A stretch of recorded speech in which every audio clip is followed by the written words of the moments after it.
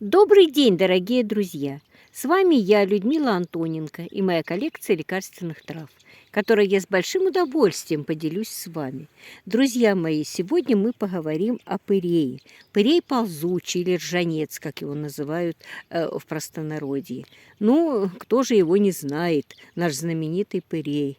Такой вредоносный, вредный агрессор, который захватывает у нас территории, мешает нам. Ничем его не уничтожишь, ничем его не выведешь, но совершенно с уникальными свойствами, очень полезный для нашего организма. В общем-то, растение такое культовое, растение, известное с очень старых времен, еще Авиценна его описывал, восхищался им. Да, и сама природа как бы всегда подсказывала человеку о его безупречных, вообще и изумительных качествах лекарственных. Даже наши кошки, собаки всегда лечатся только вот этой вот травкой. И только как она начинает появляться весной, сразу и кошки, и собачки бегут, они там ее находят, они ее едят, и, в общем-то, свой организм восстанавливают и после болезни, и после зимовки. И, конечно, и нам-то ничего больше не остается делать, как тоже, в общем-то, лечиться и собирать пырей. Пырей, конечно, растение уникальнейшее по составу. И даже то, что он такой вот агрессор невозможный, ничем его не выведешь, ничем его не изведешь, как говорится. Но даже и этому я нашла вот как-то для себя такие оправдания, почему он растет вот такими большими территориями. И иначе вот ему нельзя. Он знает себе цену. Вот, дорогие друзья, я сейчас вот покажу, я уже начала копать его. Вот здесь он у меня выкопанный, даже уже немножко привяленный. Вот я по мере возможности, я его прихожу вот и копаю здесь. Вот смотрите, вот корешок совершенно никчемный, тоненький, ну, совершенно тут его вот практически нет. Так вы представьте себе, что когда он усохнет, а усохнет он практически в 10 раз. Вот что останется, допустим, вот от этого корешка. А для того, чтобы собрать нам достаточное количество этих корней, для того, чтобы хотя бы какими-то курсами проходить лечение, вот представьте себе, сколько его надо накопать, для того, чтобы вот хотя бы для себя сделать что-то, пролечиться и помочь своему организму. Мне кажется, прям поэтому он растет вот такими большими количествами, потому что вот он знает, что он востребован, но что он будет там расти метр на метр, что ли, что мы там с него соберем. А вот такими вот полянами, о да, это, конечно. У меня, конечно, тоже вот на участке он не обошел меня стороной, но вот я такими небольшими вот этими вот куртинами, я так помаленьку и буду его копать. Вот вообще-то копается он как по рекомендациям, это по весенней и осенней пахоте. Ну вот сейчас уже конец марта, еще как бы пахоты-то никакой нет, а уже вот видите, он уже зазеленел. Но зазеленел еще недостаточно, и поэтому вот где-то первую декаду апреля я его все равно буду копать, а потом буду копать с сентября и до первого снега.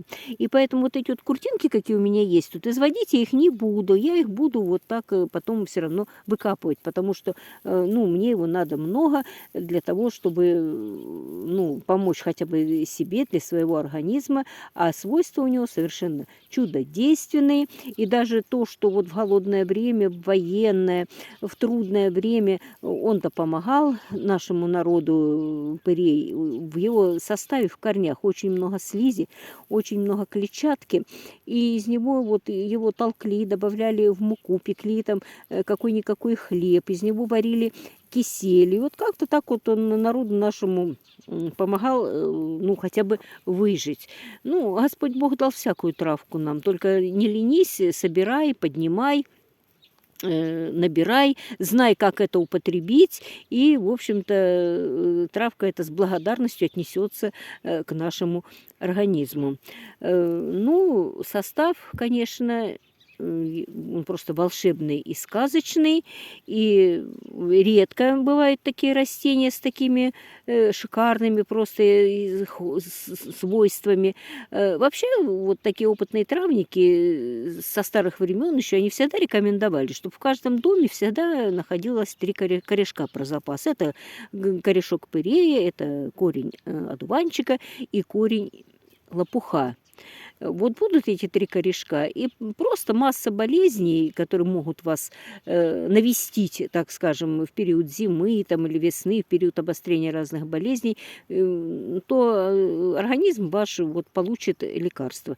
Они все объединены так незримо, практически одинаковыми свойствами, одинаковым химическим составом, и если их принимать вот вместе, совместно как бы смиксовать, то это получится просто чудодейственная смесь. Так вот, значит, вот в корне пырья находится большое содержание кремния и кремниевой кислоты.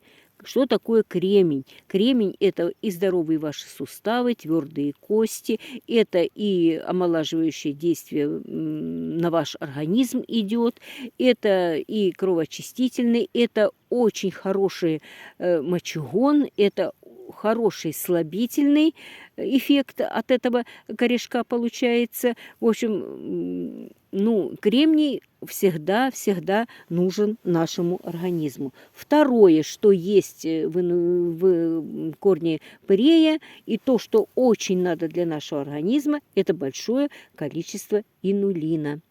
Не путайте со словом инсулин. Это немножко другое. Я сейчас немножко вам объясню. Инулин является природным пребиотиком. Это вот мудреные слова, но немножечко как бы ликбеза. Есть пробиотики, есть пребиотики. Пробиотики – это такие вещества, которые поступают в наш кишечник, и они там уничтожают все болезнетворные микробы, грибки, там микроорганизмы. В общем, чистят наш кишечник для того, чтобы организм наш был здоровым. Потому что вообще-то в кишечнике формируется наш здоровый иммунитет. Будет здоровый кишечник, будет у нас здоровый иммунитет. Но сами пробиотики, они тоже должны что-то кушать, а кушать им в кишечнике нечего. И они кушают вот пребиотики. И вот инулин является пребиотиком. Это пища для пробиотика. Понимаете? И он сам не всасывается в кишечнике. Он выводит все токсические вещества из кишечника. Кроме того, что он питает пробиотик. Он, в общем-то, такие болезни кишечные, как метеоризм, энтериты, энтероколит, раздраженность кишечника, это все пройдет. Это все проходит. Но единственное, что я еще раз хочу подчеркнуть, что лечение травмы, оно долгое, но очень-очень эффективное. Так вот, наличие инулина в корне пырья делает его просто всемогущим и очень-очень нужным для нашего организма. В составе каротин, который благотворно влияет на наше зрение. И даже вот нарушенное зрение он частично восстанавливает. В составе аскорбиновая кислота. Аскорбиновая кислота у нас, конечно, она поднимает и иммунитет, и укрепляет стенки сосудов, она и ранозаживляющая, она действует омолаживающе на организм. В составе уже слизи, я про них уже сказала, и сапонины. Слизи и сапонины делают корень пырья просто необходимым для лечения всех простудных заболеваний, всех бронхолегочных заболеваний, потому что мощные отхаркивающие свойства, мощное противовоспалительное, мощный спазмолитик, мощный обезболивающий, в общем, тоже, как говорится, нужно. Эфирные масла и жирные масла, и белковые вещества, и углеводы, и фруктоза. Есть витамины группы В. Витамин В6, который отвечает за нашу нервную систему, и витамин В8, который вообще очень редко встречается в растениях. Это витамин юности.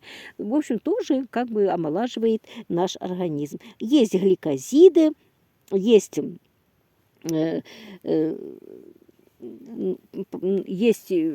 еще дубильные вещества. В общем, вот такой совершенно прекрасный состав. Кроме того, он обладает еще и обволакивающим свойством, и растворяет, и выводит соли из организма, растворяет камни в почках и желчном пузыре.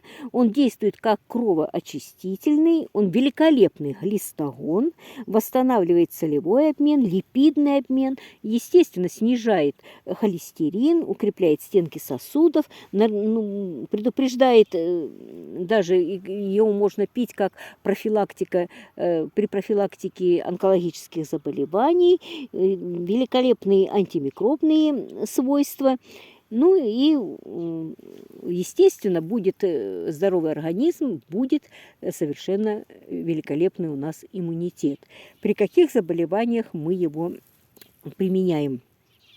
Естественно, я уже выделила несколько групп. Это простудные заболевания, мы уже проговорили про эти свойства. Это группа суставных болезней, таких как ревматизм, потому что противоревматические еще качества в нем очень хорошие.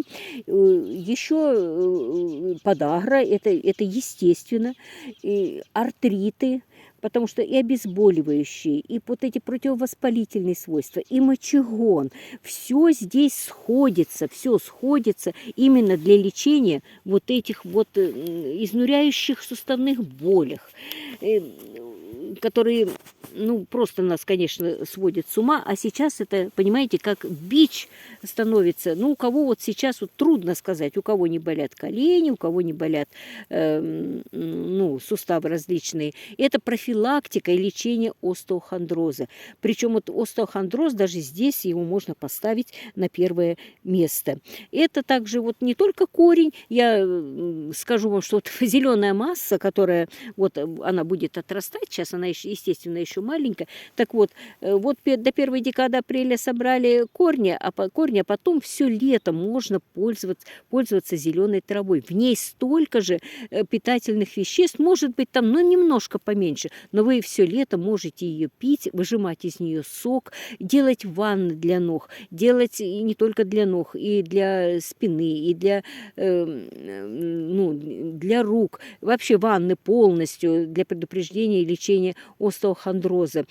Так что вот, не бестолковый это сорняк. Вот поверьте мне, он недаром нам дан. И недаром дан вот в таких количествах. Мы же привыкли с ним бороться. Конечно, кому хочется иметь на участке, вот такого вот агрессивного соседа, который будет наши грядки забивать, вообще наши посевы забивать. Но недаром же сказано, около каждого дома растет та травка, которая нужна ее хозяевам. Значит, нужна. Вот растет он у меня, значит, мне это надо. Значит, и дальше продолжим. Какая группа? Мочекаменная, желчнокаменная болезнь. Рассасывает и выводит некоторые камни и действует очень облагораживающе на структуру печени, на слизистую оболочку почек, выводит мочевую кислоту, что вот при подагре вообще это необходимо. Я уже про кишечный тракт сказала, точно так же он весь желудочно-кишечный тракт лечит.